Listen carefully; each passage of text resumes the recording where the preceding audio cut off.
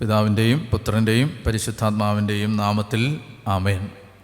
പരിശുദ്ധ അമ്മേ മാതാവേ, അമ്മ വലിയ മാധ്യസ്ഥവും പ്രാർത്ഥനയും ഈ സമയത്ത് ഈ ശുശ്രൂഷയ്ക്ക് വേണ്ടി ഞങ്ങൾക്ക് നൽകണമേ എന്ന് അപേക്ഷിക്കുന്നു. കൃപ നിറഞ്ഞ മറിയമേ, നിനക്ക് സമാധാനം. നമ്മുടെ കർത്താവ് നിന്നോടുകൂടെ, നീ സ്ത്രീകളിൽ അനുഗ്രഹിക്കപ്പെട്ടവളാവുന്നു. നിൻ്റെ ഉദരഫലമായ നമ്മുടെ കർത്താവ് യേശുമിശിഹ വാഴ്ത്തപ്പെട്ടവനാവുന്നു. പരിശുദ്ധ മറിയമേ, തമ്പുരാൻ്റെ അമ്മേ, പാപികളായ ഞങ്ങൾക്ക് വേണ്ടി എപ്പോഴും ഞങ്ങളുടെ മരണസമയത്തും തമ്പുരാനോട് അപേക്ഷിച്ചു വരണമേ. ആമേൻ. പിതാവിൻ്റെയും പുത്രൻ്റെയും പരിശുദ്ധാത്മാവിൻ്റെയും നാമത്തിൽ ആമേൻ. ഹല്ലേലൂയാ, ഹല്ലേലൂയാ, ഹല്ലേലൂയാ. മർക്കോസിൻ്റെ സുവിശേഷം 14-ാം അധ്യായത്തിൻ്റെ 3 മുതലുള്ള വാക്യങ്ങൾ നമ്മൾ കാണാൻ പോവുകയാണ്. മർക്കോസിൻ്റെ സുവിശേഷം 14-ാം അധ്യായത്തിൻ്റെ 3 മുതലുള്ള വാക്യങ്ങൾ. ഇപ്പം ഞാൻ 1-2 വാക്യങ്ങൾ വിശദീകരിച്ചപ്പോൾ പറഞ്ഞിരുന്നു, പെസഹാ തിരുനാളിൻ്റെ പശ്ചാത്തലത്തിലാണ് യേശുവിൻ്റെ പീഡാനുഭവങ്ങൾ ആരംഭിക്കുന്നത്. യേശുവിൻ്റെ മരണം ഈശോ സെറ്റ് ചെയ്തത് പെസഹാ തിരുനാളിൻ്റെ പശ്ചാത്തലത്തിലാണ്. രണ്ടാമതായിട്ട് അവർ യേശുവിനെ ചതിച്ച് എങ്ങനെ പിടികൂടാം എന്ന് ആലോചിച്ചുകൊണ്ടിരിക്കുകയാണ്. ഈ 2 കാര്യങ്ങൾ മനസ്സിൽ വെച്ചുകൊണ്ട് നമുക്ക് അടുത്ത ഭാഗത്തേക്ക് പോകണം. 3 മുതലുള്ള വാക്യങ്ങൾ. അവൻ ബഥാനിയായിലെ കുഷ്ഠരോഗിയായ ശിമയോൻ്റെ വീട്ടിൽ ഭക്ഷണത്തിനിരിക്കുമ്പോൾ ഒരു വെൺകൽഭരണി നിറയെ വിലയേറിയ ശുദ്ധ നാർദീൻ സുഗന്ധ തൈലവുമായി ഒരു സ്ത്രീ അവിടെ വന്നു. അവൾ ഭരണി തുറന്ന് അതവൻ്റെ ശിരസിൽ ഒഴിച്ചു. അവിടെ ഉണ്ടായിരുന്ന ചിലർ അമർഷത്തോടെ പരസ്പരം പറഞ്ഞു, ഈ തൈലം പാഴാക്കി കളഞ്ഞത് എന്തിന്? ഇത് 300-ലധികം ദനാറയ്ക്ക് വിറ്റ് ദരിദ്രർക്ക് കൊടുക്കാമായിരുന്നല്ലോ. അവർ അവളെ കുറ്റപ്പെടുത്തി. യേശു പറഞ്ഞു, ഇവളെ സ്വൈരമായി വിടുക, എന്തിനിവളെ വിഷമിപ്പിക്കുന്നു? ഇവൾ എനിക്ക് വേണ്ടി ഒരു നല്ല കാര്യം ചെയ്തിരിക്കുന്നു. ദരിദ്രർ എപ്പോഴും നിങ്ങളോട് കൂടെയുണ്ട്. എപ്പോൾ വേണമെങ്കിലും അവർക്ക് നന്മ ചെയ്യാൻ സാധിക്കും. ഞാനാകട്ടെ എപ്പോഴും നിങ്ങളോട് കൂടെ ഉണ്ടായിരിക്കുകയില്ല. ഇവൾക്ക് സാധിക്കുന്നത് ഇവൾ ചെയ്തു. എൻ്റെ സംസ്കാരത്തിന് വേണ്ടി ഇവൾ എൻ്റെ ശരീരം മുൻകൂട്ടി തൈലം പൂശുകയാണ് ചെയ്തത്. ഞാൻ സത്യമായി നിങ്ങളോട് പറയുന്നു, ലോകത്തിൽ എവിടെയെല്ലാം സുവിശേഷം പ്രസംഗിക്കപ്പെടുമോ അവിടെയെല്ലാം ഇവൾ ചെയ്ത കാര്യവും ഇവളുടെ സ്മരണയ്ക്കായി പ്രസ്താവിക്കപ്പെടും. ഞാൻ നേരത്തെ പറഞ്ഞിരുന്നു, ഈശോ തൻ്റെ 2ാം വരവിനെക്കുറിച്ചുള്ള വിവരണങ്ങൾ നൽകുന്നത് ആ ഭാഗം, പ്രത്യേകിച്ച് മർക്കോസിൻ്റെ സുവിശേഷം 13-ാം അധ്യായം മർക്കോസ് പ്ലേസ് ചെയ്തിരിക്കുന്നത് 2 സ്ത്രീകളുടെ നല്ല ഉദാത്തമായ സമർപ്പണത്തിൻ്റെ 2 കഥകൾ അവതരിപ്പിക്കുന്നതിനിടയ്ക്കായിട്ടാണ്. ഒരു സാൻഡ്വിച്ച് പാസേജാണ്, നേരത്തെ പറഞ്ഞിട്ടുണ്ട്. അതായത് ഒന്ന് ആരാണ്? വിധവ ചെമ്പ് നാണയം നിക്ഷേപിച്ചു. ഇവിടെ ഒരു സ്ത്രീ തൻ്റെ സമ്പാദ്യം മുഴുവൻ യേശുവിൻ്റെ പാദാന്തികത്തിൽ കൊണ്ടുവന്ന് അഭിഷേകം ചെയ്യുകയാണ്. അങ്ങനെ ഈ 2 സ്ത്രീകളുടെ അതിശക്തമായ 2 സമർപ്പണത്തിൻ്റെ ഇടയിലാണ് ഈശോ തൻ്റെ 2ാം വരവിനെക്കുറിച്ചുള്ള ആ ഭാഗം മർക്കോസ് ഈശോ പറഞ്ഞതായിട്ട് അവതരിപ്പിച്ചിരിക്കുന്നത്. എന്തുകൊണ്ടാണെന്ന് വെച്ചാൽ, അതായത് കർത്താവിൻ്റെ 2ാം വരവിന് ഒരുങ്ങാൻ ദൈവം നമ്മിൽ നിന്ന് പ്രതീക്ഷിക്കുന്നത് ഈ സ്ത്രീകളുടെ സമർപ്പണത്തിന് തുല്യമായ ഒരു സ്നേഹവും സമർപ്പണവുമാണ്. യേശുവിൻ്റെ 2ാം വരവിന് വേണ്ടി എങ്ങനെയാണ് ഒരുങ്ങേണ്ടത്? അതിന് മാതൃകയായിട്ടാണ് ഈ 2 സ്ത്രീകളെ അവതരിപ്പിച്ചിരിക്കുന്നത്. നമ്മൾ അന്ത്യകാലത്തിന് വേണ്ടി എന്ത് തയ്യാറെടുപ്പാണ് നടത്തേണ്ടത്? ഇപ്പോൾ ഒത്തിരി ബാഹ്യമായ കാര്യങ്ങൾ നമ്മൾ കേൾക്കുന്നുണ്ട്. അത് ചെയ്യണം, ഇത് ചെയ്യണം, അവിടെ അങ്ങനെ ചെയ്യണം, ഇങ്ങനെ ചെയ്യണം, ഈ പ്രാർത്ഥന ചൊല്ലണം, അത് ചെയ്യണം. ഇതിനെല്ലാം അപ്പുറത്ത് ഒരാൾക്ക് ഉണ്ടാവേണ്ടത് എന്താ? വിശുദ്ധി. അതല്ലേ? അതായത് ഇപ്പോൾ അനാവശ്യമായ ഒരുപാട് ഭയം മനുഷ്യരുടെ മനസ്സിലുണ്ട്. അപ്പോൾ മനുഷ്യർ ഇപ്പോൾ കർത്താവ് വരുമ്പോൾ എന്തു ചെയ്യും? കർത്താവ് വരുമ്പോൾ നമ്മൾ മാത്രമല്ല, ട്രിബുലേഷൻ എന്താണ്? ഈ വരാൻ പോകുന്ന പീഡകൾ. സഭ യേശുവിൻ്റെ 2ാം വരവിന് മുമ്പ് വലിയ പീഡാനുഭവത്തിലൂടെ കടന്നു പോകും. അത് സത്യമാണ്. പക്ഷെ ആ പീഡാനുഭവത്തിൽ നമുക്ക് പിടിച്ചു നിൽക്കാൻ പറ്റുമോ? നമ്മൾ നശിച്ചു പോവോ? നമ്മൾ നഷ്ടപ്പെടുമോ? ഇത്തരമൊരു ആധിയാണ് ഇപ്പോൾ ഒത്തിരി ആളുകളുടെ മനസ്സിലുണ്ട്. നിങ്ങൾ യൂട്യൂബിലെ പ്രഭാഷണങ്ങൾ ശ്രദ്ധിച്ചാൽ മതി. ഒരുപാട് ആളുകൾ അങ്ങനെ, നിങ്ങൾ അത് ശ്രദ്ധിച്ചോണം, ആ അടയാളം, ഈ അടയാളം. നല്ല കാര്യമാണ്, ഒന്നിനെ നിഷേധിക്കുന്നില്ല, നല്ല കാര്യമാണ്. ശ്രദ്ധയും ജാഗ്രതയും വേണം. പക്ഷേ ഈ ഒരാൾ കർത്താവിനെ സത്യസന്ധമായി സ്നേഹിക്കുന്ന നിർമ്മലമായൊരു സ്നേഹം നിങ്ങൾക്ക് യേശുവിനോടുണ്ടെങ്കിൽ നിങ്ങൾ പിന്നെ എന്തിനെയാണ് ഭയപ്പെടുന്നത്? നിങ്ങൾ പിന്നെ എന്തിനെയാണ് യേശുവിൻ്റെ 2ാം വരവിന് മുമ്പ് സഭ കടന്നു പോകേണ്ട പീഡാനുഭവത്തെ ഒരാൾ എന്തിനു പേടിക്കണം? ആർക്കാണ് ഭയം? അതായത് യേശുവിനോടുള്ള തൻ്റെ സ്നേഹബന്ധത്തെക്കുറിച്ച് ഉറപ്പില്ലാത്തവർക്കാണ് ഭയം. ഉറപ്പുള്ളവന് ഒരു ഭയത്തിൻ്റെ ആവശ്യമില്ല. ഞാൻ യേശുവിൻ്റേതാണെന്നും ഞാൻ യേശുവിനെ സ്നേഹിക്കുന്നെന്നും ഉറപ്പുള്ള ഒരാൾക്ക് ഭയത്തിൻ്റെ ആവശ്യമുണ്ടോ? നമ്മളൊരു പ്രത്യേക രീതിയിലുള്ള കുരിശ് പിടിച്ചില്ലെങ്കിലും, നമ്മൾ ചില പ്രത്യേക രീതിയിലുള്ള സ്റ്റാച്യൂസ് വെച്ചില്ലെങ്കിലും, പ്രത്യേക രീതിയിലുള്ള പ്രാർത്ഥനകളൊന്നും ചൊല്ലിയില്ലെങ്കിലും നിങ്ങൾ യേശുവിനോട് സത്യസന്ധമായൊരു സ്നേഹവും ബന്ധമുള്ള ഒരാളാണെങ്കിൽ നിങ്ങൾ നഷ്ടപ്പെട്ടു പോവില്ല. പക്ഷെ ഒത്തിരി അനാവശ്യമായ ഭയം മനുഷ്യരുടെ മനസ്സിൽ വിതച്ചിട്ടുണ്ട്. പ്രത്യേകിച്ച് ഈ കൊറോണയുടെ വന്നതോടുകൂടി ഈ ആവശ്യമില്ലാത്ത ഒരുപാട് കാര്യങ്ങൾ. അപ്പോൾ എനിക്ക് പറയാനുള്ളത്, വചനം കേൾക്കുന്ന മക്കളോട് പറയാനുള്ളത്, ഇത്തരം കാര്യങ്ങൾക്ക് കഴിവതും ചെവി കൊടുക്കാതിരിക്കുക. നിങ്ങൾ ഈശോയെ സത്യസന്ധമാണ്, ഞാൻ കൃത്യമായിട്ട് പറയട്ടെ, നിങ്ങൾ കൃത്യമായിട്ട് കുമ്പസാരിക്കുകയും നിങ്ങൾ വിശുദ്ധ ജീവിതത്തിന് വേണ്ടി ആഗ്രഹിക്കുകയും അതിനുവേണ്ടി കർത്താവിൻ്റെ സന്നിധിയിൽ പ്രാർത്ഥിക്കുകയും ഈശോയെ സത്യസന്ധമായിട്ട് സ്നേഹിക്കുകയും നിങ്ങൾ ലോകത്തെക്കാൾ അധികം കർത്താവിന് വില കൊടുക്കുകയും ഒക്കെ ചെയ്യുന്ന ഒരു ശരാശരി സാധാരണ ക്രിസ്ത്യാനിയായിരിക്കട്ടെ, അത് മതി. നിങ്ങൾ ഈശോയെ സ്നേഹിക്കുന്ന ആളാണ്, നിങ്ങൾ കുമ്പസാരം എന്ന കൂദാശയ്ക്ക് വില കൊടുക്കുന്ന ആളാണ്, നിങ്ങൾ വിശുദ്ധ കുർബാന മുടങ്ങാതെ സ്വീകരിക്കുന്ന ആളാണ്, ഈശോയോടുള്ള സ്നേഹത്തെ പ്രതി സത്യസന്ധമായിട്ട് ജീവിക്കണമെന്ന് ആഗ്രഹിക്കുന്ന ഒരാളാണ്. അങ്ങനെയുള്ള ഒരാൾ ഈശോയുടെ രണ്ടാം വരവിൽ നിങ്ങൾ ഒരിക്കലും നഷ്ടപ്പെട്ടു പോവില്ല. നിങ്ങൾ അങ്ങനെ ഒരു കാര്യത്തെക്കുറിച്ച് ഭയപ്പെടുകയേ വേണ്ട. അതുകൊണ്ട് നിങ്ങൾ ആവശ്യമില്ലാത്ത ആദിയും ഭയവും ഭീതിയും അങ്ങോട്ട് ഇങ്ങനെ ആ അടയാളം വരുമോ, ഈ അടയാളം വരുമോ, അവിടെ എന്താണ് അടയാളം പ്രത്യക്ഷപ്പെടാം, ഒരടയാളവും പ്രത്യക്ഷപ്പെട്ടില്ലെങ്കിലും നിങ്ങൾ കർത്താവിൻ്റെ കൂടെ ഉണ്ടാവും. എനിക്കൊരു കാര്യത്തിൽ ഉറപ്പുള്ള എന്താണെന്നറിയാമോ? അതായത് ഈ നോഹയുടെ പെട്ടകത്തിനകത്ത് കയറിയാൽ പ്രളയത്തെ നിങ്ങൾക്ക് അതിജീവിക്കാൻ പറ്റും. എന്ന് പറഞ്ഞാൽ എന്താ ഈ നോഹയുടെ പെട്ടകം? അത് സഭയാണ്. നാമമാത്രമായി സഭയിൽ അംഗത്വം ഉണ്ടായാൽ നിങ്ങൾ രക്ഷപ്പെടുമെന്നല്ല ഞാൻ പറയുന്നത്. നിങ്ങൾ തിരുസഭയിൽ പ്രത്യേകിച്ച് കൂദാശകളിലൂടെ വരുന്ന കൃപാവരത്തിൽ ആശ്രയിക്കുകയും ആ കൃപാവരത്തിൻ്റെ ശക്തിയാൽ യേശുവിനെ സ്നേഹിച്ച് വിശുദ്ധ ജീവിതം നയിക്കാൻ ആഗ്രഹിച്ച് ആ വഴിയെ നടക്കുകയും ചെയ്താൽ നിങ്ങൾ ഒരടയാളത്തിന് വേണ്ടി കാത്തിരിക്കേണ്ട ആവശ്യമില്ല. കർത്താവ് നിങ്ങളെ രക്ഷിച്ചിരിക്കുന്നു, കർത്താവ് നിങ്ങളെ വീണ്ടെടുത്തുകൊള്ളും. മനസ്സിലാവുന്നില്ലേ? ഞാൻ പറയുന്നത് എങ്ങനെയെങ്കിലും ജീവിക്കുന്ന ആളുകളെ കുറിച്ചല്ല. സത്യസന്ധമായിട്ട് കർത്താവിനെ തേടുന്ന എത്രയോ മനുഷ്യർ. നിങ്ങളെന്തിനാണ് ഭയപ്പെടുന്നത്? അപ്പോൾ അതുകൊണ്ട് ഞാൻ പറഞ്ഞു വരുന്നത്, യേശുവിൻ്റെ രണ്ടാം വരവിന് വേണ്ടി എങ്ങനെ ഒരുങ്ങണം? എങ്ങനെ ഒരുങ്ങണ്ടേ? വിധവ ചെമ്പ് നാണയം നിക്ഷേപിച്ച വിധവയെ പോലെ ഒരുങ്ങുക. യേശുവിൻ്റെ പാദാന്തികത്തിൽ ഈ സുഗന്ധദ്രവ്യം അഭിഷേകം ചെയ്ത ഈ മേരിയെ പോലെ ഒരുങ്ങുക. ഇത്രയേ ഉള്ളൂ, കൂടുതലൊന്നും വേണ്ട. ഈ സ്നേഹം ഉണ്ടാവുക യേശുവിനോട്, ഈ സമർപ്പണം ഉണ്ടാവുക യേശുവിൻ്റെ അടുത്ത്. അപ്പോൾ അതാണ്, അതുകൊണ്ട് ഭയങ്കര പ്രധാനപ്പെട്ടൊരു ഭാഗമാണിത്. അതുകൊണ്ട് നമുക്കിത് ഒത്തിരി കാര്യങ്ങളുണ്ട്, ഒറ്റയടിക്ക് തീരില്ല. നമുക്ക് വേഗം വേഗം മനസ്സിലാക്കാം, വായിക്കാം.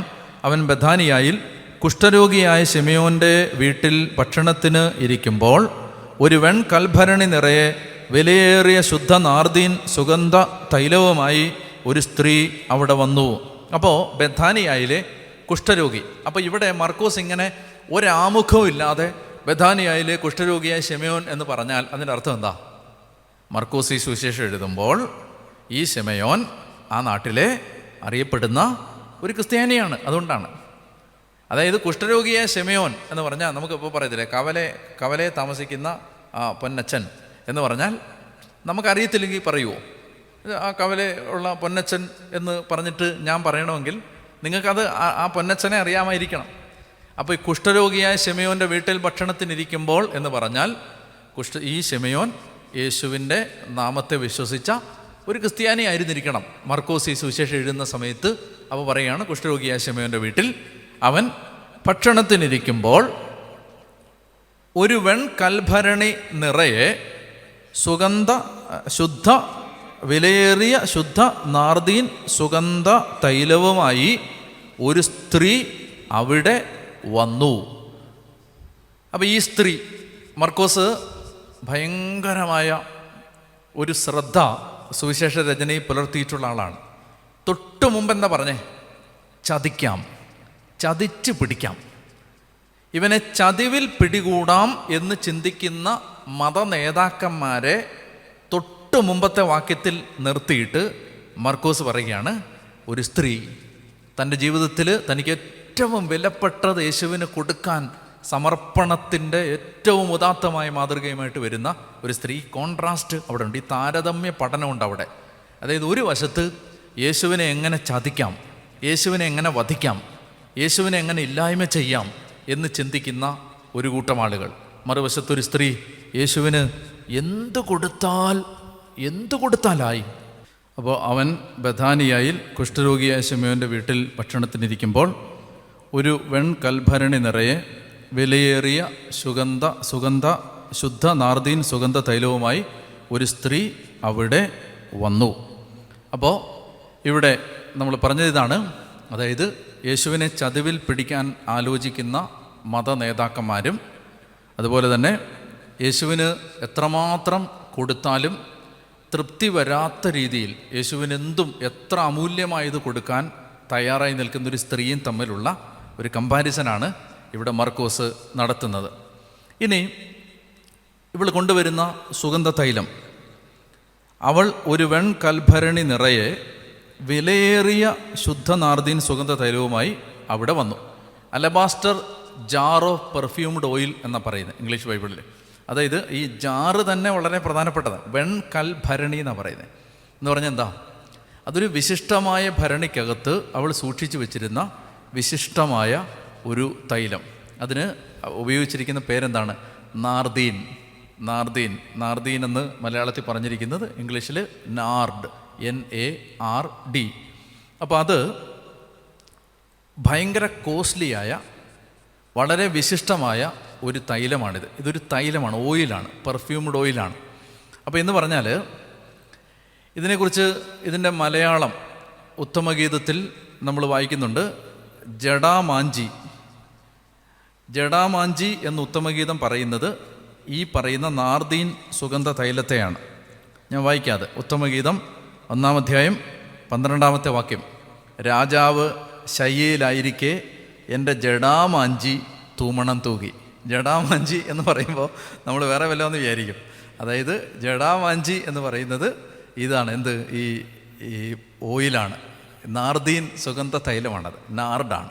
അപ്പോൾ അത് എവിടെ നിന്നാണത് വരുന്നത്? അത് ഇമ്പോർട്ടഡാണ്, ഇറക്കുമതി ചെയ്തതാണ്. എവിടെ നിന്ന് ഇറക്കുമതി ചെയ്തു? ഇന്ത്യയിൽ നിന്ന് ഇറക്കുമതി ചെയ്ത വിശിഷ്ടമായ ഒരു തൈലമാണിത്. അത് ഹിമാലയത്തിൻ്റെ അടിവാരങ്ങളിലും നേപ്പാളിലും ഒക്കെ മാത്രം വളരുന്ന ഒരു സുഗന്ധ ചെടിയുടെ വേരിൽ നിന്ന് ഉണ്ടാക്കിയെടുക്കുന്ന വിശിഷ്ടമായ തൈലമായിരുന്നു എന്ത്? നാർദീൻ സുഗന്ധ തൈലം. അപ്പോൾ ഇത് ഈ മേരിക്ക് എങ്ങനെ കിട്ടി എന്നുള്ളതാണ് ചോദ്യം. മേരിക്ക് എങ്ങനെ കിട്ടി? ഇന്ത്യയിൽ നിന്ന് വന്നൊരു സന്യാസി മേരിക്ക് ഒരു സംഭാവനയായിട്ട് കൊടുത്ത തൈലം അങ്ങനെയല്ല ഇത്. മറിച്ച് ഇവരുടെ ഫാമിലി ഹെയർലൂം, ഫാമിലി പ്രോപ്പർട്ടി ആയിരുന്നു. കുടുംബസ്വത്തെന്ന് പറയില്ലേ? കുടുംബസ്വത്തെന്ന് പറയുന്നത് ബാങ്ക് ബാലൻസ് മാത്രമല്ല, ചില പ്രത്യേക സാധനങ്ങൾ കുടുംബസ്വത്താണ്. മനസ്സിലായില്ലേ? ഇപ്പോൾ എന്താ പറയുക, നമ്മുടെ പത്മനാഭപുരം കൊട്ടാരത്തിൽ B നിലവറയ്ക്കകത്ത് ഇരിക്കുന്ന വിശിഷ്ടമായ വസ്തുക്കളെല്ലാം അത് രാജകുടുംബത്തിൻ്റെ, അത് കുടുംബ സ്വത്താണ് എന്ന് പറഞ്ഞതുപോലെ ഈ കുടുംബത്തിൻ്റെ കുടുംബ സ്വത്തായി, പൈതൃക സ്വത്തായിരുന്നിരിക്കണം ഈ തൈലം. നമ്മൾ നിസ്സാരമായിട്ട് ഈ തൈലത്തെ കാണരുത്. ഈ തൈലത്തിൻ്റെ പ്രത്യേകത നമ്മൾ സ്പ്രേ അടിക്കുമ്പോൾ നമ്മൾ ഉപയോഗിക്കുന്ന സ്പ്രേയെ പോലെ കാണരുത്. ഇത് അത്രയും വിലപ്പെട്ട ഒരു തൈലമാണ്. ഈ തൈലം ഇന്ത്യയിൽ നിന്ന് കയറ്റുമതിയും ഇറക്കുമതിയും ബുദ്ധിമുട്ടുണ്ടായിരുന്നൊരു കാലത്ത് ഇന്ത്യ പോലെ ഒരു വിദൂരദേശത്ത് നിന്നും ഇറക്കുമതി ചെയ്ത് കൊണ്ടുവന്ന ഒരു തൈലം. അപ്പോൾ എന്തിനിത് മേരി സൂക്ഷിച്ചു വെച്ചിരുന്നു? സാധാരണയായിട്ട് യഹൂദന്മാർ ഇതുപോലെയുള്ള വിലയേറിയ തൈലങ്ങൾ സൂക്ഷിച്ചു വെച്ചിരുന്നത് തങ്ങളുടെ ശവസംസ്കാരത്തിന് ഉപയോഗിക്കാൻ വേണ്ടിയിട്ടാണ്. അപ്പോൾ മേരി വിൽപ്പത്രം എഴുതുമ്പോൾ ഇങ്ങനെ എഴുതി വെക്കും, ഞാൻ മരിക്കുമ്പോൾ കുടുംബസ്വത്തായിട്ട് എനിക്ക് കിട്ടിയ ഈ അമൂല്യമായ സുഗന്ധ തൈലം എൻ്റെ ശരീരത്തിൽ പൂശണം എന്ന് പറഞ്ഞ് സ്വന്തം ശവസംസ്കാരത്തിന് വേണ്ടി അവർ സൂക്ഷിച്ചു വെച്ചിരുന്ന വിലപ്പെട്ട ഒരു തൈലമാണിത്. അപ്പോൾ അത് വന്നത് എവിടെ നിന്നാണ്? ഇന്ത്യയിൽ നിന്ന്. എന്ന് പറഞ്ഞാൽ യേശുവിൻ്റെ ശരീരത്തിൽ അഭിഷേകം ചെയ്ത സുഗന്ധ തൈലം ഇന്ത്യയിൽ നിന്ന് വന്നതാണ്. ഇന്ത്യയുടെ കോൺട്രിബ്യൂഷനാണ് അല്ലേ? ഈശോയുടെ ശരീരത്തിൽ മേരി അഭിഷേകം ചെയ്ത തൈലം എവിടെ നിന്ന് വന്നു? ഇന്ത്യയിൽ നിന്ന് വന്നതാണ്. ജെറുസലേം ദേവാലയം പണിതപ്പോൾ ആ ദേവാലയത്തിൽ വിശിഷ്ടമായ പല കാര്യങ്ങളും ഉണ്ടാക്കിയ തടി ഇന്ത്യയിൽ നിന്ന് വന്നതാണെന്ന് റെഫറൻസ് ഉണ്ട്. അങ്ങനെ ഇന്ത്യ എന്ന് പറയുന്ന വാക്ക് ഉപയോഗിക്കുന്നുണ്ട് പഴയ നിയമത്തിൽ. ഇന്ത്യയിൽ നിന്നാണ് കൊണ്ടുവന്നിരിക്കുന്നത്. അപ്പോൾ ജെറുസലേം ദേവാലയം പണിയാൻ ഇന്ത്യ ഒരു സംഭാവന കൊടുത്തു. ആ ദേവാലയം തകർന്ന് തരിപ്പണമാകുമ്പോൾ ആ ദേവാലയത്തിൻ്റെ സ്ഥാനത്ത് പുതിയ ദേവാലയമായി പിതാവായ ദൈവം നമുക്ക് തന്ന കർത്താവ് ഈശോ മിശിഹായുടെ ശരീരത്തിൽ മേരി അഭിഷേകം ചെയ്ത തൈലവും എവിടെ നിന്ന് വന്ന? ഇന്ത്യയിൽ നിന്ന് വന്നതാണ്. അപ്പോൾ അതിൻ്റെ അർത്ഥം ഇതാണ്, ഞാൻ മനസ്സിലാക്കുന്നത് എങ്ങനെയാണ്, യേശുവിൻ്റെ ശരീരത്തിൽ ഇന്ത്യക്കൊരു സംഭാവന കൊടുക്കാനുണ്ട്. എന്താണ് യേശുവിൻ്റെ ശരീരം? സഭ. യേശുവിൻ്റെ ശരീരം എന്ന് പറഞ്ഞാൽ ആഗോള സഭ, ലോകമാസകലം നിറഞ്ഞു നിൽക്കുന്ന അല്ലെങ്കിൽ മുടിചൂടി നിൽക്കുന്ന സഭ. ആ സഭയിൽ ഒരു പരിമളമായി മാറാൻ ഇന്ത്യക്കൊരു റോളുണ്ട്. ഇന്ത്യയിൽ നിന്ന് വന്ന തൈലമാണിത്. അപ്പം നമ്മൾ ഈ വചനം കേട്ടുകൊണ്ടിരിക്കുന്ന, നമ്മൾ പറഞ്ഞുകൊണ്ടിരിക്കുന്ന ഞാനും കേട്ടുകൊണ്ടിരിക്കുന്ന നിങ്ങളും യേശുവിൻ്റെ ശരീരത്തിലെ മേരി അഭിഷേകം ചെയ്ത് തൈലമായിട്ട് മാറേണ്ടവരാണ്. എന്തുകൊണ്ടാണ്? നമ്മൾ ഇന്ത്യയിൽ നിന്നുള്ളവരാണ്. ഇന്ത്യയിൽ നിന്ന് വിശിഷ്ടമായൊരു തൈലം യേശുവിൻ്റെ ശരീരത്തിൽ അഭിഷേകം ചെയ്യാനുണ്ട്. അപ്പോൾ ഇന്ത്യൻ സഭയ്ക്ക് യേശുവിൻ്റെ ശരീരത്തിൽ ഒരു റോളുണ്ട്. യേശുവിനോട് ഒരു കടപ്പാടുണ്ട്. അപ്പോൾ അതും നമുക്ക് ഈ ഭാഗത്ത് നിന്ന് വായിച്ചെടുക്കാവുന്നതാണ്. അടുത്തത്, ഈ ഭരണി തുറന്നു എന്നാണ് മലയാളം ബൈബിളിൽ എഴുതിയിരിക്കുന്നത്. അവൾ ഭരണി തുറന്ന് അവൻ്റെ ശിരസിൽ ഒഴിച്ചു.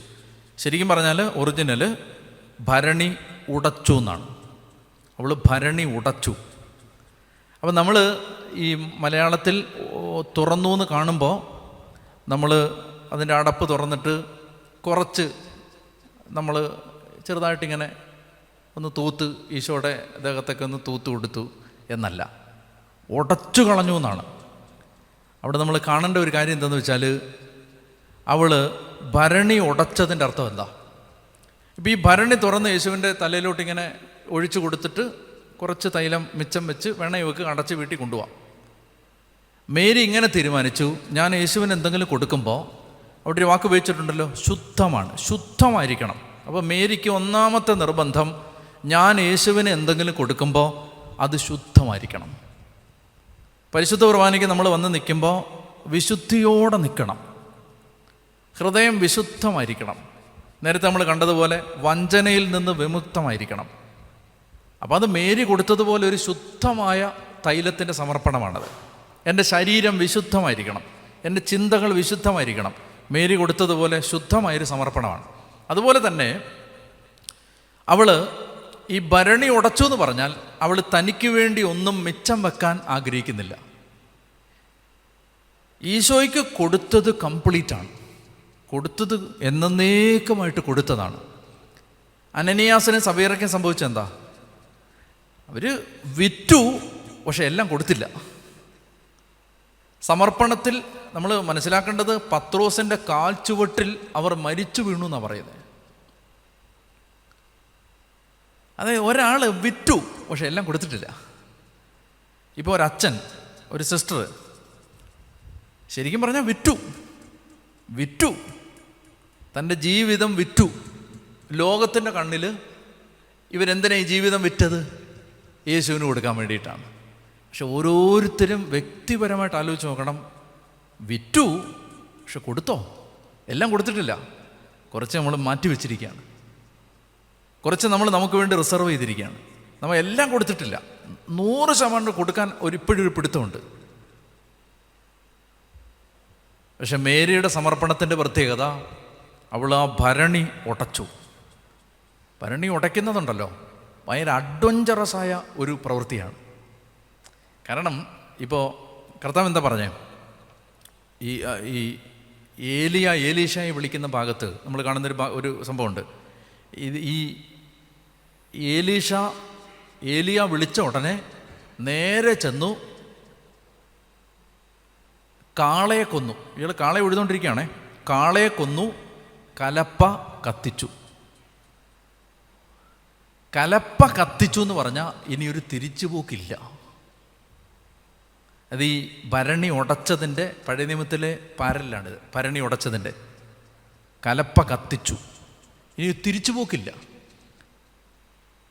മനസ്സിലാവുന്നില്ലേ? ഇപ്പം നമ്മൾ ഒരു മലയുടെ മേളിൽ കയറിയിട്ട് നമ്മൾ ഒരു ഏണി വെച്ചാൽ കയറിയെങ്കിൽ ഏണി അങ്ങ് എറിഞ്ഞു കളഞ്ഞെന്ന് വിചാരിച്ചു, ഇനി ഇറങ്ങിപ്പോകാൻ പറ്റില്ല. ഇനി കയറി ഇനി ഇറങ്ങാൻ പറ്റില്ല. നമ്മളൊരു വള്ളത്തിൽ യാത്ര ചെയ്ത് ഒരു ദ്വീപിലെത്തിയിട്ട് വള്ളം കത്തിച്ച് കളഞ്ഞെന്ന് വെച്ചോ, ഇനി തിരിച്ച് വീട്ടിലോട്ട് പോകാൻ പറ്റില്ല. നമ്മളൊരു കാറിനൊരു സ്ഥലത്ത് എത്തിയിട്ട് കാറ് കത്തിച്ച് കളഞ്ഞു, ഇനി തിരിച്ചു പോകാൻ പറ്റില്ല. ഇതാണ് ഈ ഭരണി ഉടച്ചു എന്ന് പറഞ്ഞ, ബ്രേക്ക് ചെയ്തു. ഇനി അവൾക്ക് വീട്ടിൽ പോകുമ്പോൾ ഈ ഭരണിയില്ല, കയ്യും വീശിയാ പോലെ എല്ലാം കൊടുത്തു. ഇനി നമ്മളിതിൻ്റെ ഈ ഭാഗത്തിൻ്റെ അവസാനം വരുമ്പോൾ കർത്താവ് പറയും, ഇത് ലോകത്തെല്ലായിടത്തും പ്രഘോഷിക്കപ്പെടും എന്ന് പറഞ്ഞതിൻ്റെ കാര്യം ഇതാണ്, ഈ ടോട്ടലായിട്ട് കൊടുത്തു. അപ്പോൾ നമ്മളിവിടെ കാണുന്നത് ഇങ്ങനെയാണ്, അവൾ ഭരണി ഉടച്ചു, ഒന്നും ബാക്കി വെച്ചില്ല, ആ ഭരണി വീണ്ടും ഉപയോഗിക്കാൻ ആഗ്രഹിച്ചില്ല.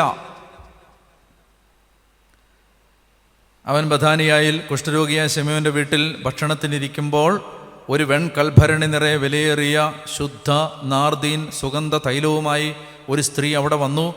അവൾ ഭരണി തുറന്ന് അതവൻ്റെ ശിരസിൽ ഒഴിച്ചു. അവിടെ ഉണ്ടായിരുന്ന ചിലർ അമർഷത്തോടെ പരസ്പരം പറഞ്ഞു, ഈ തൈലം പാഴാക്കി കളഞ്ഞത് എന്തിന്? 4-ാമത്തെ വാക്യം നമുക്ക് പിന്നീട് കാണാം. അവൾ ഭരണി ഉടച്ച് അതവൻ്റെ ശിരസിൽ ഒഴിച്ചു. നമുക്ക് പ്രാർത്ഥിക്കാം. പരിശുദ്ധ അമ്മയുടെ മാധ്യസ്ഥത്തിന് നന്ദി പറഞ്ഞ് പ്രാർത്ഥിക്കുന്നു. നന്മ നിറഞ്ഞ മറിയമേ സ്വസ്തി, കർത്താവ് അങ്ങയുടെ കൂടെ സ്ത്രീകളിൽ അങ്ങ് അനുഗ്രഹിക്കപ്പെട്ടവളാവുന്നു. അങ്ങയുടെ ഉദരത്തിൻ ഫലമായ ഈശോ അനുഗ്രഹിക്കപ്പെട്ടവനാവുന്നു. പരിശുദ്ധ മറിയമേ തമ്പുരാൻ്റെ അമ്മേ, പാപികളായ ഞങ്ങൾക്ക് വേണ്ടി ഇപ്പോഴും എപ്പോഴും ഞങ്ങളുടെ മരണസമയത്തും തമ്പുരാനോട് അപേക്ഷിച്ചു വരണമേ. ആമേൻ. പിതാവിനും പുത്രനും പരിശുദ്ധാത്മാവിനും സ്തുതി. ആമേൻ.